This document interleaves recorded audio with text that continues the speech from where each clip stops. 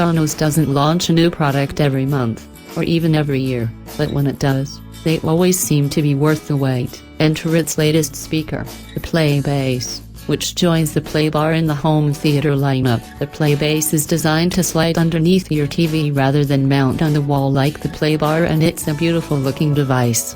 Here are first impressions. Sonos PlayBase Preview. Design. Sonos has some fabulous speakers in its portfolio, especially the newer ones, but the new PlayBase is by far the sleekest of the lot. The PlayBase measures 720 by 380 mm and it is just 58 mm high, making it the slimmest speaker offered by Sonos.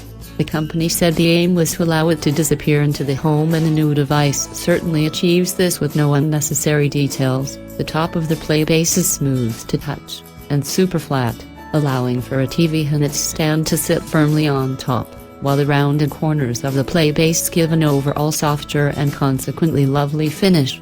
There are no apparent joins anywhere on the PlayBase, delivering a seamless look with clean lines that makes the speaker seem as though it has been created from a single sheet of material.